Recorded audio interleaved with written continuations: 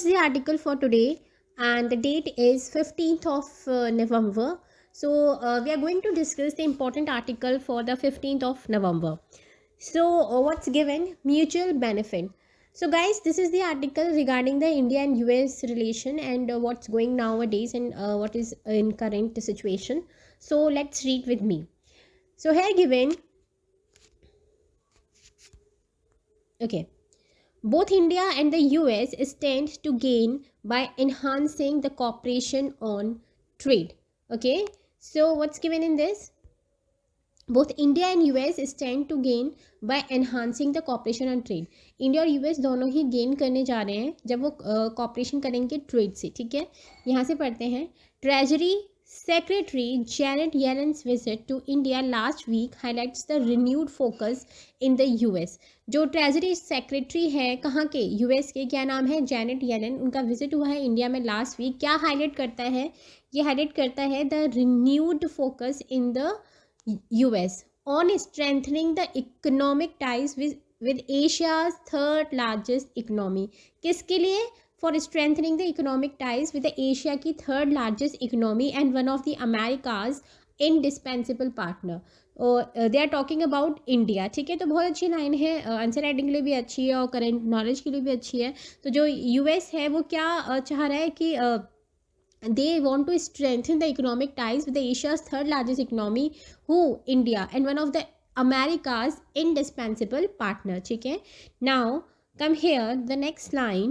The current global environment with its macroeconomic trade and strategies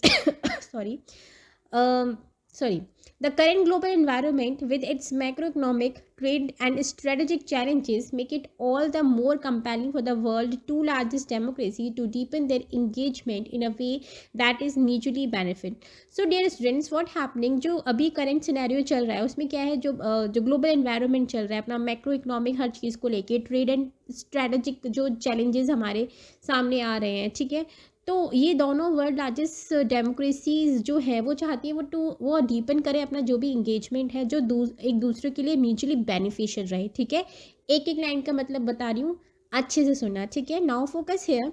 in Delhi Mister Yellen's emphasize that the United States and the India share an interest in strengthening our supply chains in the world where certain governments view trade as a geopolitical weapon. तो इन दिल्ली में जो आए हैं, visit हुई है mister Yellen की, वो क्या एम्फोसाइज कर रहे हैं कि जो यूनाइटेड स्टेट्स और इंडिया है वो शेयर करते हैं एक interest in strengthening the supply chain in the world. ठीक है, सप्लाई चेन बहुत सारी चीज़ों में. ठीक है, एंड और जो अभी जो सिनेरियो चल रहा है, जो बहुत सारे जो सर्टेन गवर्नमेंट्स है वो एक ट्रेड को एक जियोपॉलिटिकल वेपन की तरह ले रहे हैं. तो वहाँ पे हमें यूएस और इंडिया को एक शेयर करना चाहिए एक interest in strengthening the supply chain. Okay, now next, the US was particularly keen to minimize its vulnerability to supply chain disruption and was therefore pursuing a strategy of friendshoring with India. जो US क्या चाहता है वो minimise करना चाहता है कि अपना जो भी कोई प्रॉब्लम ना आए उसकी सप्लाई चेन में, कोई डिस्ट्रप्शंस ना हो. तो एक तरीके से एक स्ट्रेटजी लेके आना चाह रहा है कि एक फ्रेंडशिप रहे विद इंडिया के साथ, इससे रिलेटेड जो ट्रेड है और इकोनॉमिक टाइज को डीपन करने के लिए, करेंट सिनेरियो में बहुत सारी चीज़ें संभालने के लिए. ठीक है, a key element in the plan to cut its reliance on countries that present geopolitical and security risk to the supply chain. तो अभी बहुत सारे एग्जांपल देख लो, कुछ भी कंट्रीज़ में प्रॉब्लम्स क्रिएट हो जाती हैं तो सप्लाई चेन में प्रॉब्लम्स हो जाती है. तो इसकी वजह से ये सारी प्रॉब्लम्स ना आए, तो ये दोनों स्पेशली यूएस और इंडिया एक फोकस करना चाहते हैं कि इन सप्लाई चेन और ट्रेड पर फोकस किया जाए ताकि ऐसी प्रॉब्लम्स ना आए. ठीक है, now next, citing the Ukraine invasion and asserting that Moscow had weaponize its supply of natural gas to Europe. तो अभी हम यूक्रेन का इन्वेजन देख सकते हैं जो अभी रशिया के थ्रू हुआ था. तो उसमें मॉस्को ने क्या करा, एक तरीके का जो नेचुरल गैस सप्लाई जा रहा था यूरोप में वो उसमें प्रॉब्लम उसको बंद कर दिया. तो काफ़ी सारी प्रॉब्लम आ गई. एक तरीके को मतलब एक ट्रेड को वेपन की तरह यूज़ कर रहे हैं, नहीं देंगे तो लोगों को प्रॉब्लम होगी. तो एक तरीके का एक वेपन, इसको वेपनाइज कर दिया गया है ट्रेड को. ठीक है, as well as the challenges of China's dominance. और बहुत सारी जगह में चाइनाज के आप देखो, बहुत सारी कंट्रीज़ में, स्पेशली इंडिया में भी देख सकते हो कि चाइना मार्केट बहुत ज़्यादा डोमिनेट करता है. तो अगर अगर प्रॉब्लम दोनों कंट्री के संग अगर प्रॉब्लम्स हो जाएंगी, तो चाइना वो अपने प्रोडक्ट्स यहाँ पे सप्लाई करना अगर बंद कर दिया, तो काफ़ी सारी प्रॉब्लम्स क्रिएट हो जाएंगी, ठीक है। तो जो एक फैसिलिटी है ट्रेड के थ्रू, वो एक वेपन की तरह यूज़ हो जाएगा, ठीक है। नेक्स्ट, यहाँ पे पढ़ रहे थे हम, as well as the challenges of China's dominance in the production of products जैसे solar panels. She underline Washington's keenness to nurture local partners in developing countries to help mitigate over concentration on select suppliers. तो ये जो Washington है, वो चाहता है कि वो लोकल पार्टनर्स को रखें, ताकि जो भी बहुत सारे प्रॉब्लम जो क्रिएट हो रहे हैं सप्लायर्स की वजह से, और एकदम से डिस्ट्रप्शंस जो आ रहे हैं वो ना आए, ठीक है। नेक्स्ट हम आते हैं, यहाँ पे बढ़ते हैं। Mister Yellen's visit also highlights the opportunities and challenges in the bilateral economic relationship, especially as the current dispensation in Washington moves to mend the ruptures caused by the Trump administration's antagonized decision on trade, including the withdrawal of duty-free access to Indian exporters under the generalized system of preferences, as well as 2020 decision to put India back on the US। बहुत अच्छा है। तो जो mister ली ने visit है, वो भी also highlight करती है कि जो भी अपॉर्चुनिटी और चैलेंजेस हैं बायलैटरल इकोनॉमिक रिलेशनशिप के लिए, और जो भी ट्रम्प एडमिनिस्ट्रेशन के टाइम में काफ़ी सारी जो प्रॉब्लम्स आ गई थी ट्रेड में, उसमें क्या हुआ था, जो इंडिया को जो ड्यूटी फ्री एक्सेस दे रखा था वो विड्रॉल कर दिया था, ठीक है। और यहाँ पे पढ़ो कि जो इंडियन एक्सपोर्टर्स हैं उनको ड्यूटी फ्री एक्सेस पहले दिया जाता था और जनरलाइज सिस्टम ऑफ प्रेफरेंसेस में रखा जाता था इन यूएस के में। लेकिन जो ट्रम्प का जब एडमिनिस्ट्रेशन आए थे, मिस्टर ट्रम्प जब प्रेसिडेंट थे, उस टाइम पे इसको विड्रॉल कर दिया गया था। तो दोनों के बायलैटरल रिलेशंस में काफ़ी प्रॉब्लम्स क्रिएट हो गई थी, ठीक है। Treasuries monitoring list over it's currency practices. Okay, the US is still to reinstate the GSP benefit, and exporters on both sides still face challenges, notwithstanding the fact that the US is one of the India's largest trading partner। और हमें पता है जो US है वो India का एक largest trading partner है, और ये भी जो प्रॉब्लम्स क्रिएट होती हैं GSP में, इंक्लूड विड्रॉल होने की, स्पेशली द विड्रॉल होने की, तो वो काफ़ी प्रॉब्लम्स क्रिएट करती हैं और काफ़ी चैलेंजेस फेस करने पड़ते हैं, specially the exporters. Okay, next पढ़ते हैं, नीचे आओ, इनफैक्ट से।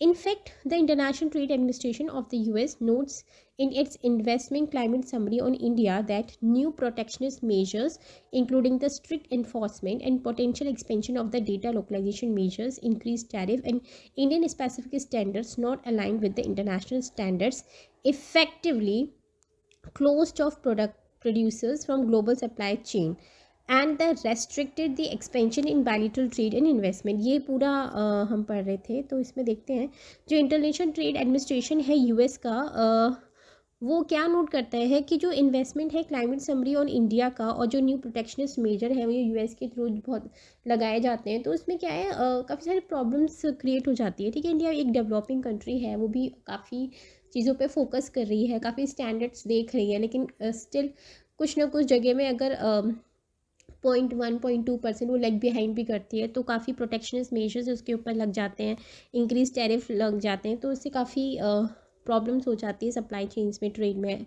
और बायलैटरल रिलेशंस पे भी, ठीक है। यहाँ पे आते हैं, sorry. With India set to take up the reins of G20 presidency, New Delhi has a chance to steer the global economic and trade agenda towards the greater equity। तो अभी न्यू दिल्ली में G20 की summit होने वाली है और India उसको head कर रहा है, तो ऑब्वियसली तो काफ़ी इंडिया रख सकता है जो भी global economic and trade agenda है, जिससे ग्रेटर इक्विटी आए, इंक्लूडिंग क्लाइमेट चेंज को लेकर भी, specially given Mister Yellen's vocal assurance of US backing। Both sides stand much to gain by enhancing the mutual trust and cooperation, particularly on trade। So जो G20 की meeting होने वाली है और US और इंडिया जिसको हेड कर रहा है, तो काफ़ी चीज़ें इंडिया इसके सामने रख सकता है ताकि इक्विटी आए इन सारी चीज़ों को लेके, ट्रेड को लेके, क्लाइमेट को लेके। और दोनों ही जो कंट्री है यूएस एंड इंडिया, दोनों एक दूसरे के लिए एनहांस करना चाहते हैं mutual trust and cooperation, particularly on trade. So ये ट्रेड के लिए था स्पेशली। तो ये सारी हमने पूरा पढ़ा कि दोनों में क्या रिलेशंस है, करेंटली क्या चल रहा है, और पहले क्या प्रॉब्लम्स आई थी लाइक जीएसपी को लेके ट्रम्प के एडमिनिस्ट्रेशन के टाइम पे, और अभी इंडिया के पास क्या अपॉर्चुनिटी है कि अभी वो चैलेंजेस को फेस करे और उसको बेटर तरीके से प्रेजेंट करे। तो उसमें G20 में अभी इंडिया के पास एक अपॉर्चुनिटी है कि अपनी चीज़ें, अपनी बात सबके सामने रख सके। तो ये आर्टिकल काफ़ी अच्छा था, इंडिया यूएस के बारे में था, और आप इसको GS2 पॉलिटी में यूज़ कर सकते हैं, IR में, इंडिया और US के रिलेशन में. So this is the discussion for today, 15th of November. So thank you and have a nice day.